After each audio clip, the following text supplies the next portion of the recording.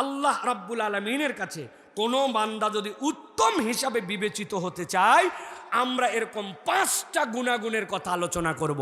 যদি আমাদের মধ্যে থাকে আলহামদুলিল্লাহ, আর না থাকলে আজকের এই মোবারক আয়োজন থেকে আমরা এই গুণ নিজের জীবনে নিব, এই নিয়ত করে বাড়িতে যাব ইনশাআল্লাহ।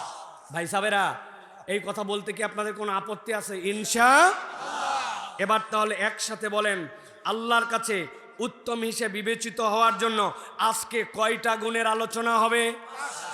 সবাই বলে নাই কয়টা?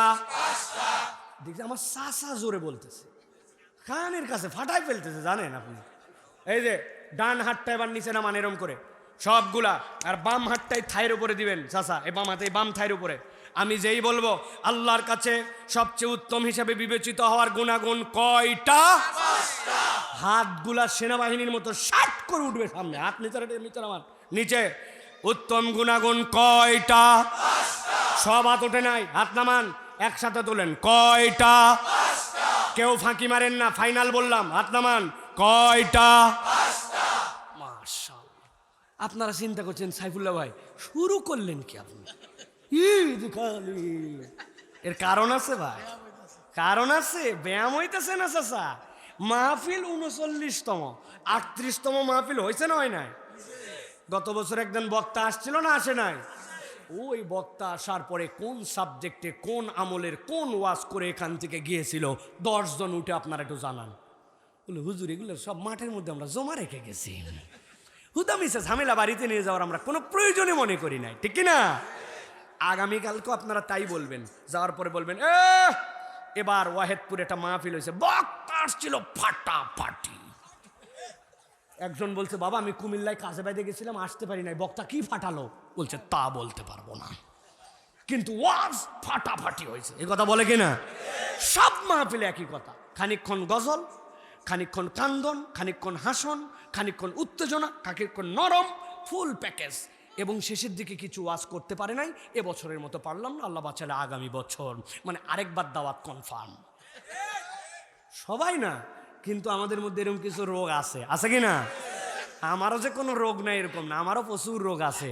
কিন্তু আমি আপনার কাছে একটা বিষয়ে এনশিওর করতে চাই, আমি আপনার কাছে একটা কমপ্লিট কথা ছোট্ট হলেও দিয়ে যেতে চাই, অন্তত পক্ষে যেন আমাদের এই আশা বসা আজকের মাহফিলে লাখ লাখ টাকা খরচ, এটা যেন আল্লাহ রাব্বুল আলামিনের জন্য কবুল হয়, এই প্রচেষ্টাটুকুর জন্য আমি দিল থেকে আপনাদের কাছে এরকম করে এই হাত তুলায়া মুলায়া ওয়াজটা যেন বাড়িতে যাই এই চেষ্টাটুকু করি। রাগ হয়েছেন নি ভাই? তাহলে খৈরুল বারিয়া হিসাবে আল্লাহর কাছে অনেক পছন্দনীয়, উত্তম হিসেবে বিবেচিত হবে এরকম গুণাগুণের আলোচনা হবে কয়টা? চলেন আমরা ঢুকে যাই, সংক্ষিপ্ত, বেশি সময় নিব না। আপনারা যদি মনে উড়ি বাবা রে আরো বোধহয় 1.5 ঘন্টা না।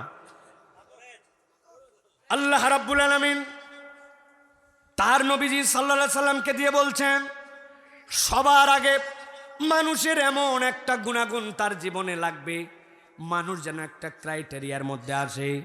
সেনাবাহিনীতে লোক নেওয়ার সময় মাপ দিয়ে দেয় 5 ফিট 6 ইঞ্চি, বাকি মাপ পরে দেখা যাবে, বাকি গুণাগুণ পরে দেখা যাবে। ন্যূনতম তোমার হাইটটা লাগবে 5 ফিট 6 ইঞ্চি, ন্যূনতম তোমার এইচএসসি পাস করা লাগবে। এরপরে তোমার পরীক্ষা নিরীক্ষায় পাস ফেল পরের কথা, আবেদনকারী হিসাবে বিবেচিত হতে হলে এই গুণাগুণ কমসে কম থাকা লাগবে, ঠিক কিনা? আমার নবীকে আল্লাহ বলছেন, নবী জানায় দেন, খয়রুকুম মান ইউরজা খয়রুহু ওয়া ইউমানু শাররুহু, তোমাদের মধ্যে উত্তম হিসেবে বিবেচিত হবে সে যার কাছ থেকে মানুষ আশা করে যে তার কাছ থেকে মানুষ কল্যাণটুকুই পাবে, তার কাছ থেকে মানুষ ভালোটুকু পাবে। মানুষ হিসেবে মানুষের কাছে ন্যূনতম ডিমান্ড, সে তার কাছে গেলে কখনো খারাপ কিছু পাবে না, কিছু না পাইতে পারে কিন্তু পাইলে সে খারাপটুকু পাবে না। আল্লাহ নবীকে আল্লাহ বলতেছেন, ওয়া শাররুকুম মান লা ইউরজা খয়রুহু ওয়া লা ইউমানু শাররুহু, দুনিয়ার বুকে যার কাছ থেকে মানুষ ভালো পায় না আর যার খারাপ থেকে সে নিরাপদ নয়, আল্লাহর কাছে এইটা কোনো মানুষ হিসাবেই বিবেচিত নয়। ওই মানুষের কাছে পাই না কিছু, নিরাপত্তা নাই, তার জন্য কল্যাণ কিছুই নাই। আল্লাহ নবীকে আল্লাহ বলতেছেন এটা হচ্ছে ন্যূনতম প্রক্রিয়া। নিজের জীবনে হিসাব মিলাই নেন।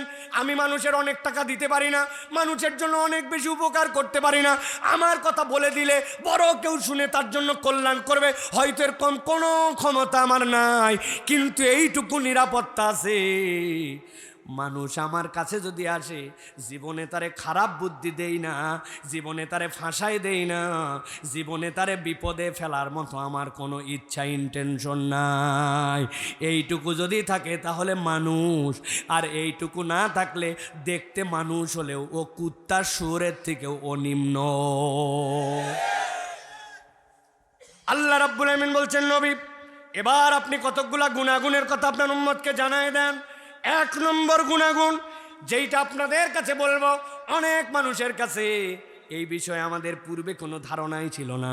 দেখেন তো, 1 নম্বর গুনাগুন হচ্ছে কোনো সম্পর্ক বা পরিচয় ছাড়াই আপনার ভিতরে অপরকে সাহায্য করার মানসিকতা থাকা লাগবে। যারে আমি চিনি, আমার ভাতিজা, আমার ভাগিনা, আমার দলের লোক, আমার এলাকার লোক, তারে আমি তো ভালো করে উপকার করবই, কেননা তার সাথে আমার পরিচয় আছে, তার সাথে আমার একটা আত্মীয়তার সম্পর্ক আছে। কিন্তু আল্লাহ রাব্বুল আমিন জানায় রাখতেছেন, নবী আপনি বলে দিয়ে রাখেন, এই মানুষটা সম্পর্ক চেনে না, এই মানুষটা পরিচয় জানে না, কিন্তু সে মানুষ হিসেবে এমন একটা গুণাগুণ অর্জন করেছে যে অপরকে সাহায্য করে, সেই ক্ষেত্রে পরিচয়কে বিবেচনা করে না, সেই ক্ষেত্রে এই মানুষটা কখনোই কোনো সম্পর্ককে প্রায়োরিটি দেয় না। আমার নবীজি সাল্লাল্লাহু আলাইহি সাল্লাম বলছেন, এই জন্য দুনিয়ার মানুষ জেনে রাখো, তুমি তোমার জীবনে যদি আল্লাহর পক্ষ থেকে অনুগ্রহ পেতে চাও, আমি নবী তোমার জন্য একটা কৌশল বলে দিলাম। মান কানা ফি হাজাতি আখিহি কানাল্লাহু ফি হাজাতিহি। কেউ যদি তার ভাইয়ের কল্যাণে নিজেকে নিমজ্জিত রাখে, নিজেকে যদি সম্পৃক্ত করে, আল্লাহ রাব্বুল আলামিন ওই বান্দার প্রয়োজন মিটাতেই থাকে। সুবহানাল্লাহ। এটা একটা বড় মেন্টালিটির বিষয়। দুনিয়া এখন স্বার্থের দুনিয়া। আমরা নিজেরা ডায়লগ বানাইছি, নিজে বাঁচলে বাপের নাম আছে না, আছে। খুব সাংঘাতিক প্রিয় ভাইয়েরা, ইসলাম এই কথার সাথে একমত নয়। ইসলাম বরং বলতেছে তাআওয়ানু আলাল বিররি ওয়াত তাকওয়া ওয়া লা তাআওয়ানু আলাল ইসমি ওয়াল উদওয়ান। আল্লাহর দিকে যদি কেউ আসতে চায়, তুমি তার জন্য সহযোগিতা করো, আল্লাহর তাকওয়ার পথে তুমি হেল্প করো। আর যদি কেউ উদওয়ানের দিকে যেতে চায়, আল্লাহর দ্রোহিতার দিকে যেতে চায়, খবরদার খবরদার, খারাপ কোনো কাজের সাথে তুমি সম্পৃক্ত হতে পারো না, বাজে কোনো কাজের সাথে তুমি জড়িত হতে পারো না। এই জন্য আপনার মধ্যে একটা মেন্টালিটি আপনাকে অর্জন করতে হবে, আমি যদি কোনো জায়গায় কোনো উপকার করার সামর্থ্য আল্লাহ আমাকে দেয়, আমি কিচ্ছু চিনি না, আমি আল্লাহর দিকে তাকায়া মানুষের কল্যাণে আসি। রাজিনী ভাই, নবীজি সাল্লাল্লাহু আলাইহি সাল্লাম একটা দারুণ উদাহরণ আমাদের কাছে দিয়েছেন। যখন এই ঘটনা আল্লাহ নবী বললেন, সাহাবায়ে কেরাম পর্যন্ত অবাক হয়ে গেলেন, নবী এটা বলেন কি? আল্লাহ নবী বললেন, ও আমার সাহাবীরা, উনসুর আখাকা যালিমান আও মাজলুমান। তুমি তোমার ভাইকে জালেম অবস্থাতেও হেল্প করো, মাজলুম অবস্থাতেও হেল্প করো। সাহাবায়ে কেরাম একটু ঘাবড়াই গেছে। এক লোকের সাথে দেখা হয়েছে, ওরে কারণ নাই, কথা নাই, বাত্র নাই, ডান গালে এক থাপ্পড়, বাম গালে এক থাপ্পড়, আবার থাপ্পড়। যেই লোকরে মারতেছে সে মাজলুম, আর যে মারতেছে জালেম। নবীজি বললেন, তুমি জালেমকে হেল্প করো। তার মানে আপনি কি বলবেন ভাই? অনেকক্ষণ মারছেন, হাত বোধহয় ব্যথা হয়ে গেছে, আসেন আপনার হাতটা একটু টিপে দেই, যাতে আপনি আরো কয়টা থাপ্পড় দিতে পারেন, তাই না? কথা তো এরকম হয়ে গেল। ইয়া রাসূলুল্লাহ, সাহাবায়ে কেরাম লাফ দিয়ে উঠলেন, ইয়া রাসূলুল্লাহ, কেউ যদি মাজলুম হয় তারে তো হেল্প করতেই হবে, তোমাকে জুলুম করতেছে তাকে বাঁচানোর জন্য, কিন্তু জালেমরে আবার কেমনে উপকার করব, কেমনে আবার তারে সহযোগিতা করব? সাহাবায়ে কেরাম বলতে শুরু করলেন, ফাকালা রাজুলুন ইয়া রাসূলুল্লাহ আনসুরুহু মাজলুমান ফাকাইফা আনসুরুহু যালিমান। ইয়া রাসূলুল্লাহ, সে যদি মাজলুম হয় তারে তো হেল্প করবই, কিন্তু সে যদি জুলুম করে আমি জালেমকে কেমন করে হেল্প করব? নবীজির সাথে সাথে মিসকে একটু হেসে দিলেন, হেসে দিয়ে বলতে শুরু করলেন, ও আমার সাহাবীরা ফাকালা তামনাউহু মিনাজ যুলমি ফাযালিকা নাসরুকা ইয়া, যেই বেটা জুলুম করতেছে তুমি দেখতেছো আর সয়ে যাচ্ছ, তুমি কোনো কথা বলো না, আমারে তোমারে নাই, আমার দলের লোকরে তোমারে নাই, আমার তো তেমন ক্ষতি হয় নাই, আমার জমির দিকে তো ধাক্কা মেরে রাস্তার থেকে বের করে নাই, অতএব আমি যেহেতু এটার সাথে নাই, অতএব যার জুলুম সে করে যাক। আপনি তাহলে মুসলমান হতে পারেন নাই। নবী বলছেন জালেমকে সহযোগিতা হচ্ছে, সেও তো তোমার ভাই, সেও তো দাবি করতেছে ইমানদার, তাকেও তো তোমার জান্নাতে নেওয়া লাগবে। তোমার কাজ হবে যে জুলুম করে তাকে জুলুম করতে না দেওয়া, তাকে সেখান থেকে প্রতিরোধ করা, জুলুম ঠেকানোটাও তোমার জালেমের জন্য সহযোগিতা। কেননা জুলুম করে জাহান্নামে যাবে, আর তুমি আটকায় দিতে পারলে, তওবা করলে ওই ব্যক্তি জান্নাতে যেতে পারে, ঠিক না? কিন্তু আমাদের সমাজের দিকে আপনি তাকান, সমাজ থেকে এখন নাহি আনিল মুনকার, অন্যায় থেকে ফিরানো, এইটা একদম উঠে গেছে। যদিও কিছু কিছু জায়গায় আমরু বিল মারুফ আছে, ভালো কাজের কথা বলে, কিন্তু অন্যায় থেকে ফিরায় না, হিম্মত নাই, ঠিক কিনা? আমি মাঝে মাঝে একটা বাজে উদাহরণ দেই, আপনারা মন খারাপ না করলে আপনাদের কাছেও বলতে পারি। আগে মুরব্বীরা আমাদেরকে সাক্ষ্য দিবেন, তাদের অর্ধেক বয়স আমার, আগেও মানুষ সিগারেট বিড়ি খাইছে, যুবকরাও খাইছে, কিন্তু বিড়ি খাওয়ার আগে, সিগারেট খাওয়ার আগে গোপন জায়গা খুঁজছে, পালায় খাইছে, সিপা সাফাই খাইছে, পকেটের মধ্যে লেবুর পাতা রাখছে, বিড়ি খাওয়ার পরে যেন কেউ গন্ধ না পায়, সাবাতে সাবাতে আইছে। আপনারা ঠিক বলতেছেন কেন? মুরব্বীরা বলবে, আপনি কি বুঝতেছেন? আন্দাজে এখন অবস্থা ভিন্ন হয়ে গেছে। এখন দেখবেন মুরব্বীর মুখের উপরে পারলে ধোঁয়া মারে, ঠিক কিনা? তরুণ যুবকরা পর্যন্ত এগুলা গোনার মধ্যেই ধরে না। আমি অনেক সময় বলি, এই পরিবর্তনটা কেমনে হলো জানেন নাকি? এই পরিবর্তন হয়েছে ওই দিন থেকে এলাকায় যারা পাতি লিডার, এলাকায় যারা মুরব্বী, এলাকায় যারা মাতব্বর বড় ভাই, এই মানুষগুলা যখন থেকে সিগারেট বিড়ি খাওয়া বাদ দিছে, তখন থেকে সমাজের অধপতন। কি কয় হুজুর, সিগারেট বিড়ি খাওয়া বাদ দিয়ে অধপতন? আরে না, উনি সিগারেট বিড়ি খাওয়া বাদ দিয়ে এখন গাঁজা খায়। গাঁজাখোর কেমনে সিগারেট খোরকে নিষেধ করে? 2 নম্বর ঝামেলা হয়েছে, আল্লাহ নবীর হাদিস উল্টায় ফেলছি। বলে হুজুর আমরা উল্টাইনি। ছোট্ট একটা উদাহরণ দেই, কেমন উল্টানো উল্টাইছি। আপনাদের এলাকায় এরকম মসজিদ আছে নাকি 3টা ধাপ 3টা সিঁড়ি দিয়া মসজিদে ঢুকা লাগে, সিঁড়ি ভেঙে ধাপ দিয়ে তারপরে মসজিদে উঠা লাগে? এরকম মসজিদ আসেনি ভাই? ওরকম একটা মসজিদের মধ্যে ফজরের সময় একদিন ইমাম সাহেব যায়, দেখে আল্লাহ, একটা কুত্তা মরে পড়ে আছে একদম উপরের সিঁড়িতে। ইমাম সাহেব চিন্তা করছে, মরার আর জায়গা পেল না, কুত্তা মরবি তো মরে সিঁড়ির উপরে, নাউজুবিল্লাহি মিন যালিক। এই কথা বলে নিচের ধাপে রাখছে তার স্যান্ডেল, রাইকে নাউজুবিল্লাহ বলে লাফ দিয়া মসজিদের ভিতরে গেছে। উপরের ধাপে যেহেতু কুত্তা মরছে, যে কয়জন মুসল্লি আসছে সবাই বলছে হায় হায়, মরার আর জায়গা পেল না, মরার কুত্তা, অসুস্থ কুত্তা মরছে মরছে এই সিঁড়ির মধ্যে, নাউজুবিল্লাহ। এই কথা বলে মসজিদে যাওয়ার পর ইমাম সাহেব বলছে নামাজ পড়ে সবাই যাবেন না। কি কথা ইমাম সাহেব বলছে, দেখছেন না কুকুর মরছে, কত বড় ঝামেলা। সবাই বলছে নাউজুবিল্লাহ, মরার আর জায়গা পেল না। বলতে সবাই বসেন, অন্তত কুত্তা সরানোর জন্য আমরা একটা মোনাজাত করব। ফজরের নামাজের পরে এলাকায় এরকম কোনো পাগল ছাগল ইমাম নাই, কিন্তু উদাহরণটা দিচ্ছি বোঝানোর জন্য, ভালো করে বোঝেন। ইমাম সাহেব দোয়া করতে, রব্বুল আলামিন কুত্তা মরার জায়গা পেল না, মসজিদের উপরের সিঁড়িতে মরল, আল্লাহ এই কুত্তা কত বড় ঝামেলা, আল্লাহ দয়া করে মেহেরবানি করে তুমি কুত্তা সরাও। দোয়া করে শেষ ওই দিনের মতো। আল্লাহর কি কাজে এমন রোদ উঠছে ওই দিন, জোহরের আগ পর্যন্ত 8 ঘন্টা কুত্তার পেট বরাবর ডাইরেক্ট রোদ পাইতে পাইতে ফুলতে ফুলতে ফুলতে ফুলতে জোহরের আগ দিয়ে কোনার দিক থেকে একটু লিক হয়েছে। সুগন্ধ তো নাকি, দুর্গন্ধতে মাখামাখে। হুজুর আসার পরে দেখছে হায় হায়, কুত্তা তো সরেই নাই, উল্টারও গন্ধ। সকালে গন্ধ ছিল না, এখন তো অবস্থা খারাপ। নাউজুবিল্লাহ, কুত্তা মরার জায়গা পেল না, আস্তাগফিরুল্লাহ বলে লাভ দিয়ে ইমাম সাহেব ঢুকছে। বাকিরাও ঢুকে বলছে মসজিদের দরজা বন্ধ রাখেন। সবাই লা হাওলা কুওয়াতা ইল্লা বিল্লাহ আস্তাগফিরুল্লাহ বলে বলে মসজিদের ভিতরে ঢুকছে। ঢোকার পরে চিন্তা করলো ফজরের মুসল্লিদের দোয়া হয়েছে। হুজুর এত বেকুব নয়, বোঝানোর জন্য বলছি। হুজুর চিন্তা করছে সকালের দোয়ায় কোনো সিন্নি ছিল না, তাবারুক ছিল না, কাজ হবে কেমনে? মুসল্লিরা আসরের সময় বিরিয়ানি দিয়ে কুত্তা সরানোর জন্য দোয়া হবে। কথার কথা বলতেছি, আসরে যদি সব মুসল্লি মিলে কান্নাকাটি করে বলে আল্লাহ কুত্তা খারাপ, এত বড় একটা অশান্তি তৈরি করছে, আল্লাহ কুত্তা সরাও, 2 দিন লাগবে না ওই কুত্তা গলে গলে সিঁড়ির মধ্যে আসার পরে মসজিদে ঢোকা পর্যন্ত অসম্ভব হয়ে যেতে পারে। ঠিক না? কেন এই কথা বললাম? আমার নবীজি সাল্লাল্লাহু আলাইহি ওয়াসাল্লাম বললেন, মান রাআ মিনকুম মুনকারান ফালিয়াতাগায়্যারহু বিয়াদিহি ফাইন লাম ইয়াস্তাতি ফাবিলিসানিহি ফাইন লাম ইয়াস্তাতি ফাবিকলবিহি যালিকা আদাফুল ঈমান।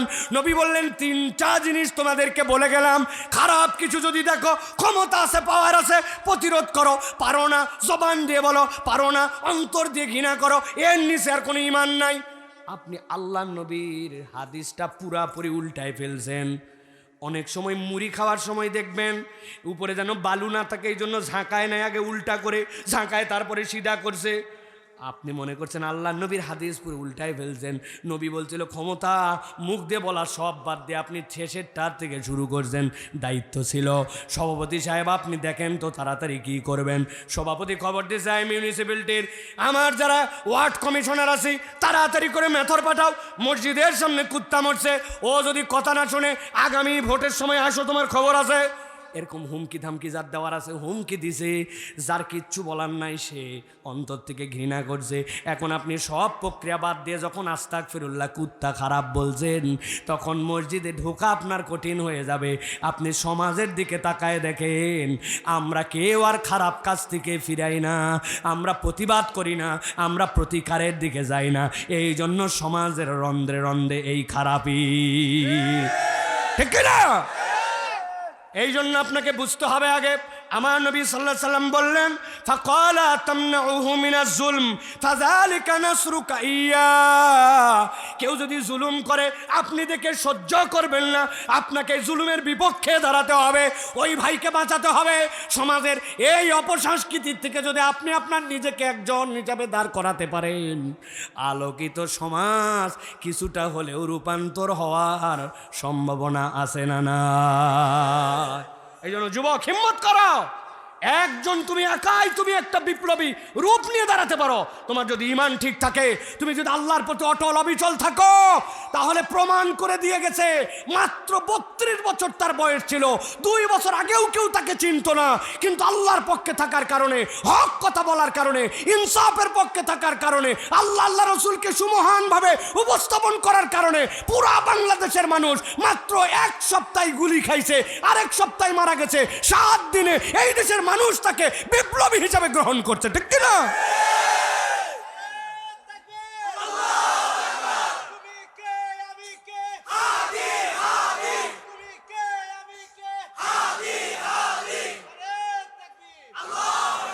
প্রিয় ভাইরা, এইটা কেবল মুখের ডায়লগ যেন না হয়। আমি যেন আমাকে নিজেকে সেই রকম করে গড়ে তোলার জন্য চেষ্টা করি। সে ইনসাফের পক্ষে ছিল। তার জীবনের শ্রেষ্ঠ কথা কোনটা জানেন? আমার শত্রুর সাথেও আমি ইনসাফ করতে চাই, ঠিক কি না? তোমার শত্রু হতে পারে, তোমার বিপক্ষে কেস করতে পারে, তোমার বিপক্ষে মিথ্যা মামলা দিতে পারে, কিন্তু তার সাথেও তুমি যখন ফাইটে যাবে, ইনসাফ করতে হবে। আমার শত্রুর সাথেও আমি ইনসাফ করব, এটাই হচ্ছে ইমানদারের দায়িত্ব, ঠিক কি না? ভাইরে ভাই, এই জন্য আমরা বলতে চাই প্রিয় ভাইরা, 1 নম্বর আমাদের গুণ হতে হবে চিনি না, সম্পর্ক নাই, পরিচয় নাই, কিন্তু আমার সামনে অপরচুনিটিস আছে, আমি তার জন্য উপকার করব ইনশাআল্লাহ। পারবো ইনশাআল্লাহ। এটা খায়রুল বারিয়ার প্রথম গুণাগুণ। 2 নম্বরে, আপনি যদি নেক মানুষদের মধ্যে অন্তর্ভুক্ত হতে চান, একটা গুণ আপনার মধ্যে লাগবে, আপনার দিলটা উদার হবে আর আপনার ক্যারেক্টার হবে তর্ক পরিহার করেন আপনি। দিল উদার আর তর্ক পরিহার, এইটা সোজা কথা, কোনো বিষয় নয়। আমরা আমাদের জীবনে এমন আছে, আমাদের মুখ দিয়ে এমন শব্দ বের করি যেই শব্দ মানুষের দিল পর্যন্ত ভেঙে দেয়। এই দুনিয়ার নেচার হচ্ছে, ভালো করে বোঝেন, আমি যেই কথাগুলো আপনাকে বলতে দিল থেকে বলছি, এই দুনিয়ার মানুষের নেচার, এই মানুষ আপনি তার গালে একটা থাপ্পড় দিছেন, পাছায় একটা লাথি দিছেন, 6 মাস পরে ভুলে যেতে পারে। আপনি তার কাছে ক্ষমা চাইছেন, ওই লোক বুঝছে এই সময় রাগের মাথায় আমাকে থাপ্পড় দিয়েছিল, ভুলেও যেতে পারে ওই লোক। কিন্তু আপনি যদি মানুষকে কথা দিয়ে কষ্ট দেন, ওই দিলটা মানুষের এমন, অনেক বছর পার হয়ে যেতে পারে, মানুষ কথার কষ্ট ভুলতে পারে না। কথা বলেন ঠিক কিনা? আমার নিজের প্রমাণ আছে আমার জীবন থেকে। ছোট্ট 2টা উদাহরণ দেই। ইউনিভার্সিটি থাকা অবস্থা থেকে আমার চুল বড় বড় ছিল। এই তো সেই দিন হজে যাওয়ার পরে চুল নেড়া করলাম। 17 বছর ধরে লম্বা চুল রাখি, হজে যাই, উমরায় যাই, কাটি, আবার বড় হয়।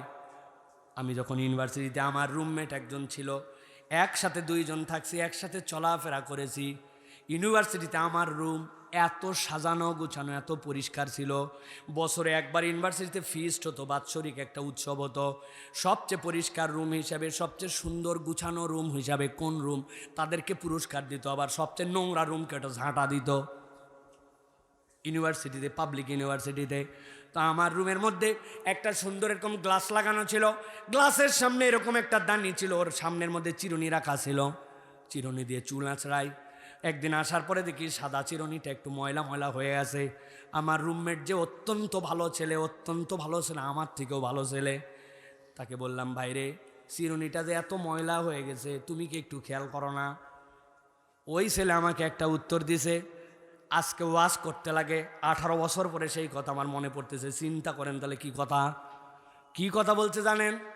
সে বলছে, যার চুল বড় তার চুলেই চিরুনি ময়লা বেশি হয়, তারই সাফ করা উচিত। ও ভাই, এটা কি কোনো বাজে কথা, অযৌক্তিক কথা, মিথ্যা কথা? আরে ঠিকই তো, ও 50 বার চুল আঁচড়ায় জানা হয়, আমার চুল তো একবার আসলে তার চেয়ে বেশি আঁচড়া লাগে, বড় চুল আমার, ঠিক কিনা?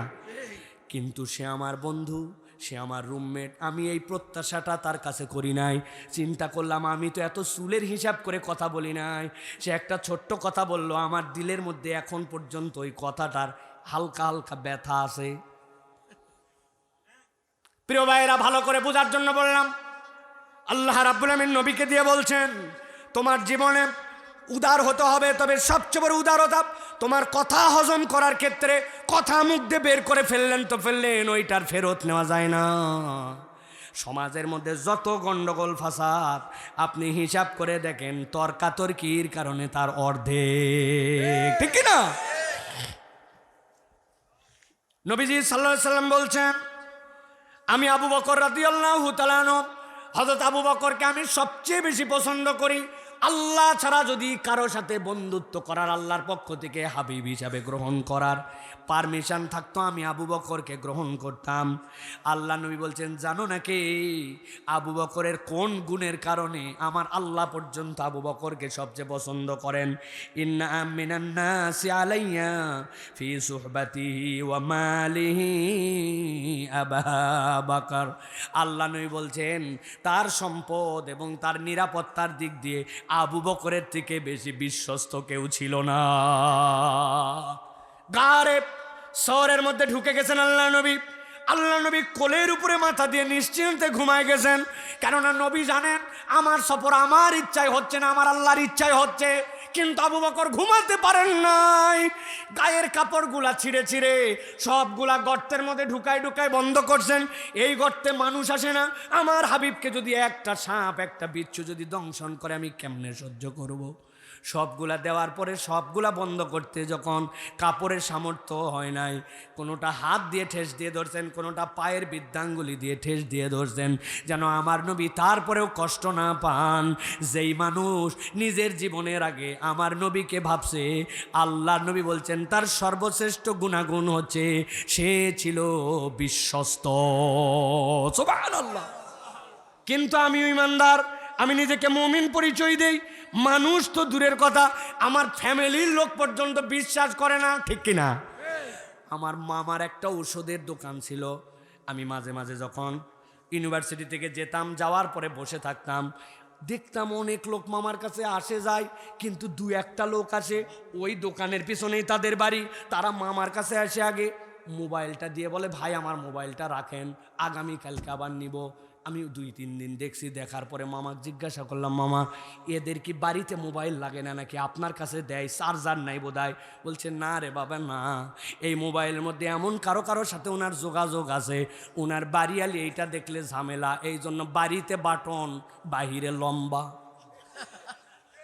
এরকম লোক আমাদের মধ্যেও আসে নে ভাই? আসে আন্দাজি বলেন না, কিন্তু হাত তোলাবো, কিন্তু আন্দাজি আসে বলেন। রাসূলুল্লাহ সাল্লাল্লাহু আলাইহি ওয়াসাল্লাম বলছেন, তর্ক পরিহার করো, বিশ্বস্ত হও। আল্লাহ নবী বলতেছেন, শোনো শোনো, আমি বললাম, মা দাল্লা কওমুন বাদা হুদান কানু আলাইহি ইল্লা উতুল জাদাল। আল্লাহ নবী বলছেন, অতীতের যত কম ধ্বংস হয়ে গেছে, যত বেশি কম ধ্বংস হয়েছে, তার মধ্যে অন্যতম কারণ ছিল তারা ছিল তর্কবাজ। অতীতের কমগুলা ধ্বংস হয়ে গেছে, সুপথ প্রাপ্ত পাওয়ার পরেও, পথ পাওয়ার পরেও তারা তর্কাতর্কি করে কেবলমাত্র ধ্বংস হয়েছে।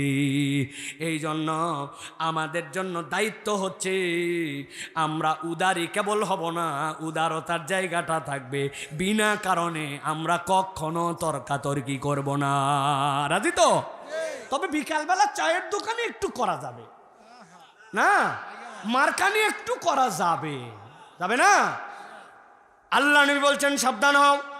আর আমার পক্ষ থেকে একটা খোঁজ খবরই নাও, আনা যাইমুম বিবাইতি ওরাবাদিল জান্নাহ লিমান তারাকাল মিরা ওয়া ইন মুহিক্কান।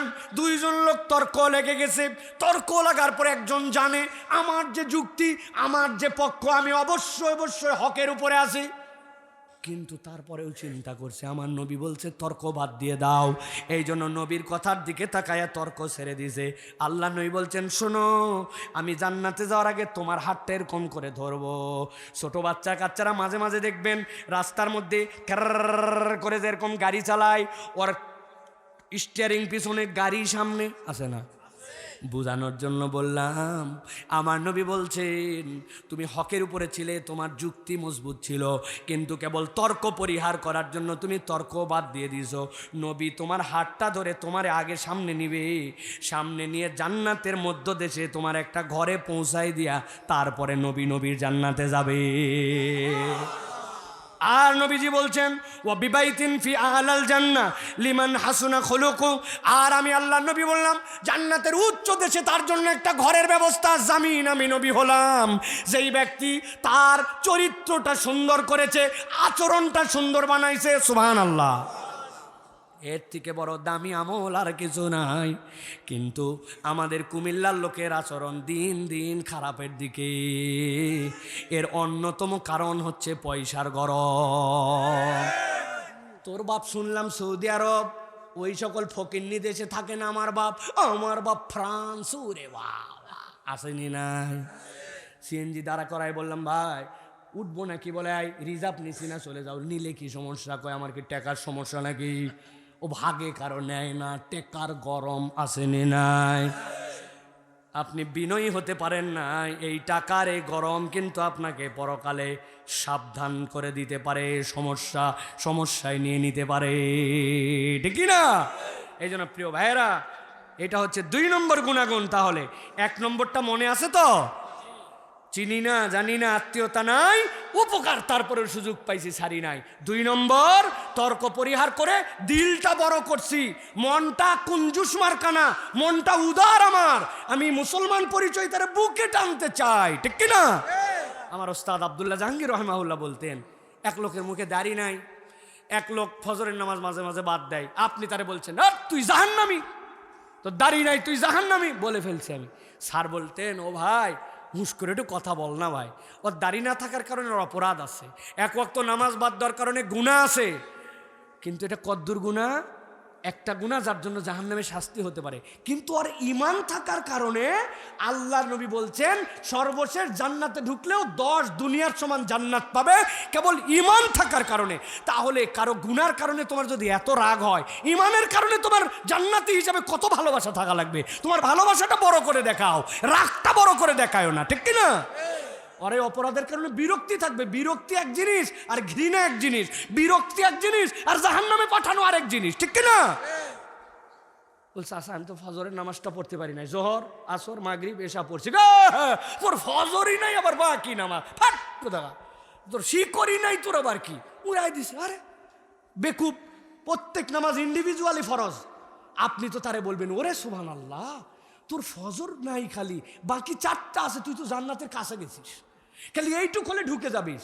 আপনি না তারে ভালো দিয়ে আরো আগায় নেবেন, আপনি না ঠেইলে ধাক্কায় একবার বাইর করে দিয়েছেন, ঠিক না? বাচ্চা একটা মসজিদে আসছে, এ মসজিদে আসার পরে একটু হাসে দিছে, একটু দৌড় দিয়ে এদিক ওদিক দৌড়াইছে। মসজিদে এক মুসল্লি তখন শেষ বৈঠকে ভিতরে জ্বলে গেছে চাচা, যে কার বেটারে আত্তাহিয়াতুলিল্লাহি ওয়াস সালাওয়াত, খালি নামাজটা শেষ হোক আল্লাহুম্মা সাল্লাল্লাহু আলাইহি ওয়াসাল্লাম, আবার হাসছে একবার আল্লাহুম্মা ইন্নী যালামতু নাফসি যুলমান কাসীরা, তাড়াতাড়ি করে পেট শেষ করছে, আবার চিল্লাইছে। দেখ তো হুজুর শেষ করে না কেন রে, হুজুর এত ঢিল কেন দোয়ায়? আসসালামু আলাইকুম ওয়া রাহমাতুল্লাহ, আসসালামু আলাইকুম ওয়া রাহমাতুল্লাহ, কারা আসেন এবার এমন ঝাঁকি দেওয়া দিছে, ওই বাচ্চা শিশুর কাটে গেছে তো গেছে, ওরা জিন্দগিতে নামাজের দিকে নাই। এরকম কতগুলো ঘাটতারা মুরব্বী আসেনি ভাই, আপনাদের এলাকায় আসেনি ভাই? এইগুলা জান্নাতে খালি যাইয়ে নেই আমরা, তারপরে আল্লাহকে বলবো আল্লাহ এই বাচ্চার 6 বছর বয়স, এ মসজিদে আসছিল চাষা তেরানি দিয়ে বাইর করছে, 6 বছর বয়সে এই মুরব্বী কি করতেছিল ভিডিও অন করো, দেখবেন উনি কি করছে। টায়ার ছিল আগে, টায়ার দিয়ে এরকম একটা কলমির ডাল দিয়ে এলাকায় নামাজ হয়, উনি টায়ার নিয়ে ঘুরতেছিল। চাচা ধরা খাওয়ার সম্ভাবনা আছে, কিন্তু এই বাচ্চার বয়সে আপনি মসজিদে হয়তো আসেন নাই, হ্যাঁ 35-40-এর পর মুসল্লি হয়ে এখন 6 বছরের বাচ্চারা ঝাঁকাঝাঁকি করেন, করতে পারছেন এইটা, ঠিক গেলাম? সাবধানে বইকেন, আপনি জান্নাতে যাওয়ার তবিল খুঁজেন, উল্টা জান্নাত পায়ে যেতে পারেন। বুদ্ধি আমার কাছে আছে, যদি আপনাদের কাছে থাকে তো একজনের 100 টাকা দেব। এই কার কাছে একটা চকলেট থাকলে দেন, যাদের বয়স 50-এর উপর, কোনো চাচা চকলেট দেন। কি আপনার তো পকেটই নাই, আপনার কই চকলেট কই? আমি আপনার নাতির বয়সে আপনার চকলেট দেওয়াই লাগবে। হুজুর কেন চকলেট?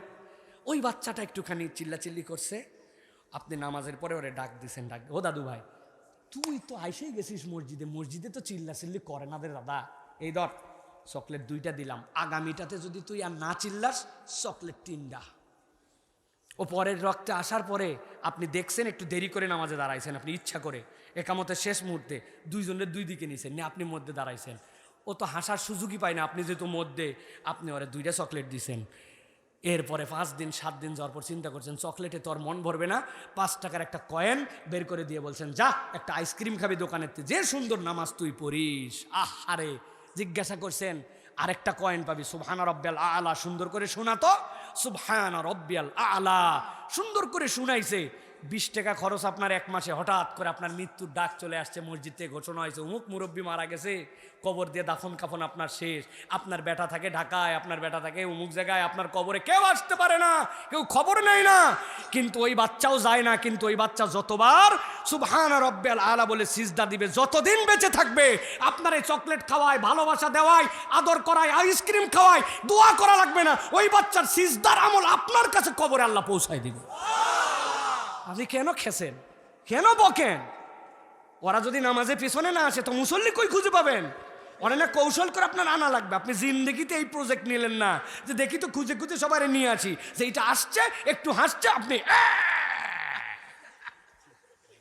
ঠিক হয়ে যান চাচারা, ঠিক হয়ে যান বাবারা। এটা গেল তাহলে 2 নম্বর গুণাগুণ। আলোচনা চলবে না শেষ? চলেন এবার 3 নম্বরে অনন্য একটা গুণাগুণ লাগবে নিজের জীবনে। জীবনে শুনছেন কিনা ভালো করে খেয়াল করেন, এই গুণটা মানব জীবনের অন্যতম গুণ, শোনার মানসিকতা। কি বলছি?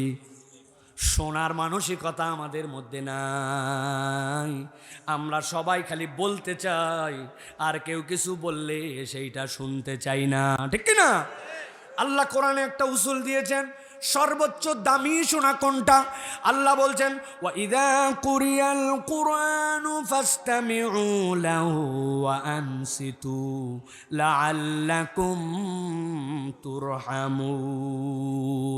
আল্লাহ বলছেন ও দুনিয়ার মানুষ, যখন কোরআনের বর্ণনা আসে, কোরআনের আলোচনা আসে, আমি আল্লাহ দায়িত্ব দিলাম, শোনো মনোযোগ দিয়ে, চুপ করে থাকো।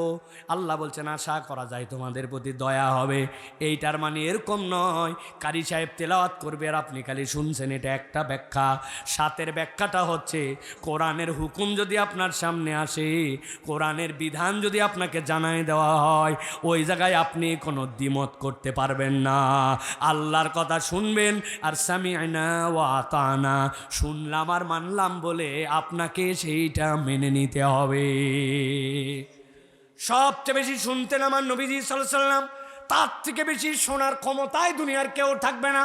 আমার ওস্তাদ আব্দুল্লাহ জাহাঙ্গীর রহমাউল্লাহ বলতেন, আল্লাহ নবীর অনেক সুন্নত পালন করতে আমরা পারবো, আবার এমন কতকগুলা সুন্নত আছে মানব জীবনে পালন করা বিরাট জটিল ব্যাপার, বান্দা 100% এইটা পারবেই না।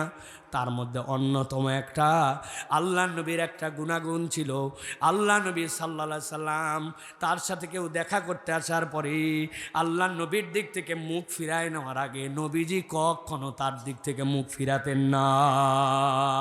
এশার আজান হয়ে গেছে, একামত হয়ে গেছে, নবীজি সাল্লাল্লাহু আলাইহি সাল্লাম আসার পরে কাতার ঠিক হয়ে গেছে, সাইয়েদিনা বেলাল রাদিয়াল্লাহু তাআলা খবর দিতেন, ইয়া রাসূলুল্লাহ কদ হানা ওয়াক্তিস সালাহ, নামাজের ওয়াক্ত হয়ে গেছে। আল্লাহ নবী এর পরে বেরিয়ে আসতেন, সকলে দাঁড়ায় গেছে, নবীজির মেহরাবের মধ্যে আল্লাহ নবী যাবেন, ইমামতি করবেন। এমন সময় কোথার থেকে যেন যা আরবি একজন বেদুইন আসছে, আসার পরে নবীজিকে সালাম দিছে। নবীজি সামনে যাওয়ার আগেই আসসালামু আলাইকুম, ওয়ালাইকুমুস সালাম, নবীজির হাতে হাত দিয়ে মুসাহাফা করছে। মুসাফা করার পরে নবীজিকে জিজ্ঞাসা করছে, কেমন আছো? ভালো আছি। তোমার খবর কি? ভালো আছি। তোমার পরিবার পরিজনের খবর কি? ভালো আছি। মুহাম্মদ শোনো শোনো, এমন অভাবের মধ্যে আছি, এমন সমস্যার মধ্যে আছি, সমস্যার আবার কারণ আছে। আমি একটা খেজুরের বাগান লাগাইছিলাম, খেজুরের বাগান লাগানোর পরে এদিকে সব কাতার, এশার নামাজের জন্য হয়ে গেছে ডিক্লেয়ার। আল্লাহ নবী যাবেন, সাহাবায়ে কেরাম পিছনে চিন্তা করছে, বাপ রে বাপ, ভালো আছে মন্দ আছে, অবস্থা খারাপ। আবার কেন অবস্থা খারাপ? খেজুরের বাগান, সেটার আবার কি হয়েছিল? নবীজি তার দিকে তাকায়, হ্যাঁ হ্যাঁ, তারপরে কি হলো? বাবারে, এই লোকের হুঁশ নাই নাকি? সব লোক দাঁড়ায় আছে, নামাজ কালাম বাদ দিয়ে নবীজির কাছে এগুলো গল্প বলতে শুরু করছে। আল্লাহ নবীর কাছে মনে হচ্ছে কেউ নাই, মনে হচ্ছে এই গল্প শোনাটা নবী করিম সাল্লাল্লাহু আলাইহি ওয়াসাল্লাম খুব বেশি জরুরি, এর থেকে জরুরি কাজে এই সময় নাই। সব গল্প চলতেছে আর সাহাবায়ে কেরাম বুঝতেছেন তো ভিতরে কীরকম হওয়ার কথা, হুঁশ আক্কেল নাই, কিছু নাই। কিন্তু নবীজি একদম কোনো দিকে না তাকায়া তার হৃদয়ের কথাগুলা সব শুনে যখন সেই লোক আল্লাহ নবীর দিক থেকে মুখ ফিরালো, তারপরে আল্লাহ নবী মেহরাবের দিকে মুখ ফিরালেন। আমার নবী কখনো কারো দিক থেকে আগে মুখ ফিরায় নেন নাই। আল্লাহ নবী কথা শুনতেন, মানুষ যদি আদবের সাথে কোনো ব্যক্তির কথাটা শোনে, ওই ব্যক্তির দিল অর্ধেক ঠান্ডা হয়ে যায়, ঠিক না? এই জন্য প্রিয় ভাইয়েরা, আল্লাহ নবী সাল্লাল্লাহু আলাইহি সাল্লাম বলছেন, তোমরা কথা বলার সময় সাবধান করে কথা বলো। নবীজি একটা ভয়ঙ্কর হাদিস বলেছেন, ইন্নার রাজুলা লা ইয়াতাকাল্লামু বিল কালিমাতি লা ইয়ারা বিহা বাসান। এক লোক কথা বলল, বলার পরে চিন্তা করলে এই কথা বললে এমন কি হয়, একটুকু হিসাব করে নাই। কিন্তু আমার নবী বলছেন, ইয়াহউই বিহা, ওই লোকের পরিণতি এই কথার দ্বারা কি হয়েছে জানো নাকি? সাবিঈনা খারিকান ফিন্নার, ওই ব্যক্তি 70 বছরের জাহান্নামের কাছে এসে চলে গেছে। কথাটা মনে করছে আমার জন্য কোনো কথাই নয়, কিন্তু কথাটাই এমন কথা বলে ফেলছে, ওই কথাটা তাকে জাহান্নামের কাছে নিয়ে চলে গেছে।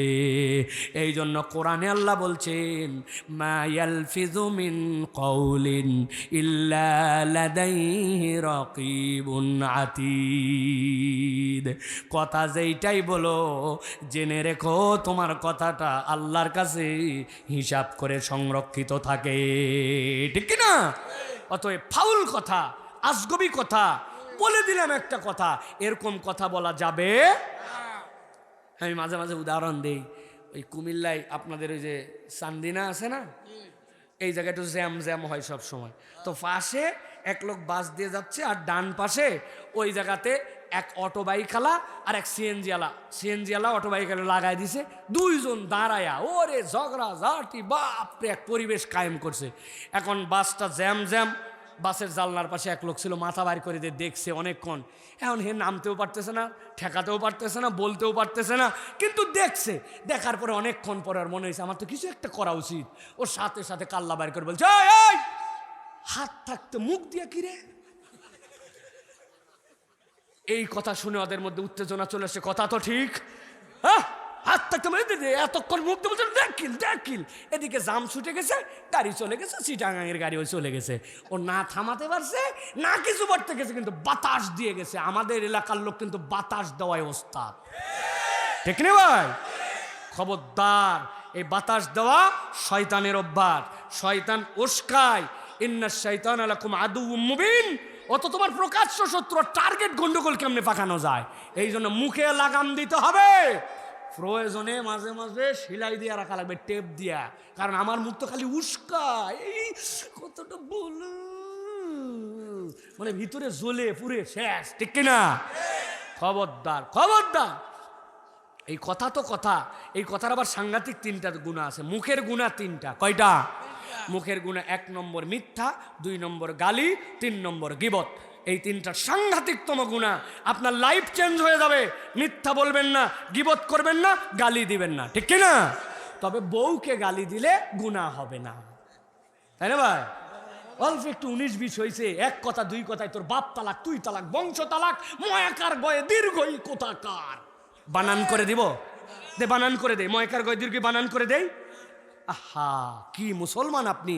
আপনার স্ত্রী, আপনার সন্তানের মা, আপনার জীবন সঙ্গিনী, আপনি তার কথায় কথায় গাইলাগালি করেন। খবরদার। এই জন্য শোনার মানসিকতা বাড়াতে হবে। পারবো ইনশাল্লাহ? শেষ 2টা পয়েন্ট চলেন। 4 নম্বরে, দুনিয়ার মানুষ যদি নিজেকে খৈরুল বারিয়ার মধ্যে আনতে চায়, 4 নম্বরে তার যে গুণাগুণ লাগবে সেইটা হচ্ছে কৃতজ্ঞতা প্রকাশ করা এবং মানুষকে মূল্যায়ন করা। আপনার মধ্যে যদি কৃতজ্ঞতার বহিঃপ্রকাশ না থাকে, আপনি উত্তম মানুষ হতে পারেন না। এই জন্য আল্লাহ নবী সাল্লাল্লাহু আলাইহি সাল্লাম বলেছেন, নিজের ভিতরে তোমরা যদি ভালো কিছু পেতে চাও, আল্লাহ নবী সাল্লাল্লাহু আলাইহি সাল্লামের সবচেয়ে বড় নির্দেশনা কোরআনের অনেকগুলো আয়াতের মধ্যে আসছে, লা ইন শাকারতুম লা আযীদান্নাকুম। আল্লাহ রাব্বুল আলামিন তোমাদের নিয়ামত অবশ্যই বাড়াবেন, শর্ত হচ্ছে কৃতজ্ঞ হওয়া। বিখ্যাত ঘটনা কে জানে না? আল্লাহ নবী সাল্লাল্লাহু আলাইহি সাল্লাম বলেছেন আমাদের কাছে, এক মহিলা, সেই মহিলা নিজে অপরাধী ছিল। কেমন অপরাধী? নিজের সতীত্ব বিক্রি করত, কিন্তু আল্লাহ রাব্বুল আমিন তাকে মাফ করে দিয়েছিলেন। নবীজি হাদিসের মধ্যে বলেছেন, গুফিল আলী ইমরাতি মুমিসা, একজন প্রস্টিটিউট মহিলা নিজের সতীত্ব বিক্রি করে, সেই মহিলাকে আল্লাহ মাফ করলেন। কেন?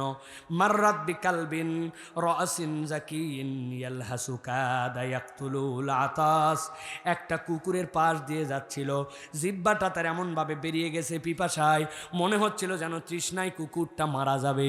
সাথে সাথে সে নিজে তার জন্য একটু পানি খাওয়ানোর ব্যবস্থা করলো। আল্লাহ রাব্বুল আমিন তার গুনাহ মাফ করে দিলেন। সুবহানাল্লাহ তো বললাম, কিন্তু আল্লাহ কেন মাফ করলেন এইটা বুঝি নাই। মুহাদ্দিসরা তাত্ত্বিক ব্যাখ্যা করেছেন, আল্লাহর ওই বান্দি আল্লাহর হক নষ্ট করত, অন্যের হক নয়। আল্লাহ তার জন্য নিজের সতীত্ব বিক্রি করা হারাম করছেন, কিন্তু এইটা করত, তাহলে হকুল্লাহর সাথে জড়িত ছিল এইটা। আর আল্লাহ রাব্বুল আমিন তাকে মাফ করার কারণ, সে আল্লাহর সৃষ্টি একটা প্রাণীকে পানি খাওয়ালো, আল্লাহ কৃতজ্ঞতা স্বরূপ তাকে মাফ করে দিছে। সুবহানাল্লাহ। এই জন্য প্রিয় ভাইয়েরা, সব সময় কৃতজ্ঞ হতে হবে। আপনাকে মনে রাখতে হবে হামটা বড় এক নিয়ামত। এই জন্য হামদের বর্ণনায় আমাদের সালাফরা বলতেছেন, হাম কাকে বলে জানো নাকি? ওয়াসফুল মাহমুদ বিসিফাতিল কামালি মাল মুহাব্বাতি ওয়াত তাযীম, এমন একটা গুণে তোমার হৃদয়কে ভরে ফেলা যেই জায়গাতে ভালোবাসা থাকবে এবং সম্মান থাকবে। ভালোবাসা এবং সম্মান দিয়ে যখন মানুষ আল্লাহর কৃতজ্ঞতা আদায় করে, তখন রব্বুল আলামিন তাকে একজন শাকের বান্দা হিসাবে কবুল করে নেন। শুকরিয়ার একটা লেভেল হচ্ছে লা ইয়াশকুরুল্লাহ মান লা ইয়াশকুরুন নাস। আপনি যদি মানুষের কৃতজ্ঞ না হতে পারেন, আল্লাহর কৃতজ্ঞ আপনি হতে পারবেন না। মানুষের কৃতজ্ঞতার 5টা লেভেল থাকে। মুখে কৃতজ্ঞ হতে হয়, অনেক সময় আচরণে কৃতজ্ঞ হতে হয়, কোনো সময় মানুষের কৃতজ্ঞতায় প্রতিদান দিয়ে দিতে হয়, কখনো বা প্রতিদান দেওয়া যায় না, হাদিয়া দিতে হয়, আবার কখনো কখনো কোনোটাই পারা যায় না, কিন্তু কৃতজ্ঞতা স্বরূপ দোয়া করতে হয়। সময় সংক্ষেপ জন্য বিস্তারিত আলোচনায় গেলাম না। আপনাকে মনে রাখতে হবে মুখের কৃতজ্ঞতাও বড় দামি কৃতজ্ঞতা। কেউ আপনার ছোট্ট থেকে ছোট্ট উপকার করুক, জাযাকাল্লাহ খায়ের বলা, থ্যাংক ইউ বলা, শুকরিয়া বলা, ধন্যবাদ বলা, এইটা হচ্ছে মানুষের শ্রেষ্ঠ গুণ। আপনি মুখে বলতে পারেন না, অনেক সময় আচরণ দিয়ে আপনি প্রমাণ করে দেন আপনি আপনার প্রতি কৃতজ্ঞ আছি। আচরণের কৃতজ্ঞতাটা অনেক বড় কৃতজ্ঞতা। আপনি এমনভাবে সরি বলছেন, সরি বলার একটা বেয়াদবি আপনার, বা আপনি বলছেন এই বাচ্চা মুখের সাথে বেয়াদবি, সরি বল, বলতে চায় না, সেটা বল সরি। বাবা, সরি বলা একটা বেয়াদবি, ঠিক না? এই জন্য আপনাকে আচরণেও কৃতজ্ঞ হতে হবে। প্রতিদান অনেক সময় দেওয়া লাগে, মানুষ উপকার করছে, আপনার সুযোগ পাইলে প্রতিদান দিয়ে দিবেন।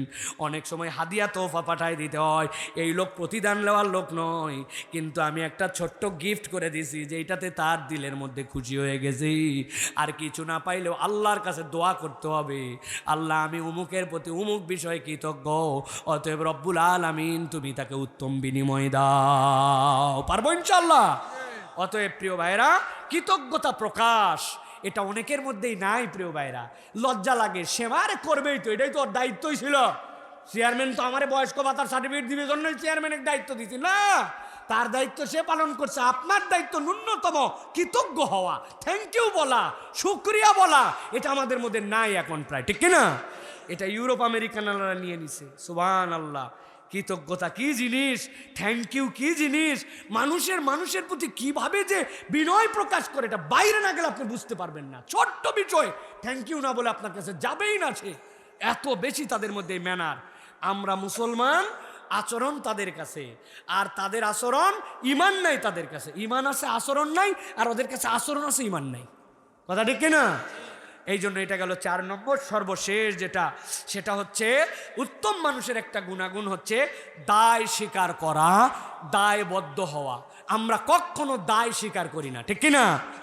বিদেশে আমরা দেখেছি কোন জায়গায় এত বড়, বাংলাদেশের থেকে 20টা দেশের সমান দেশ, উত্তর কোরিয়া, দক্ষিণ কোরিয়ায়, সেখানে একটা ফেরি ডুবে গেছে, ফেরি ডুবে 2 জন মানুষ মারা গেছে। ওইখানকার যিনি মন্ত্রণালয়ের মন্ত্রী ছিল, সে জনগণের কাছে ক্ষমা চায়, সে সাথে সাথে নিজে পদত্যাগ করছে। আর বাংলাদেশে পুরা রানা প্লাজার তলায় গেল, 1000 মানুষ মেরে ফেললো, গুলি করে শেষ করে দিল, কিন্তু আমার চেয়ার আমার থামার ছাড়ার কোনো সুযোগ নাই, ঠিক না?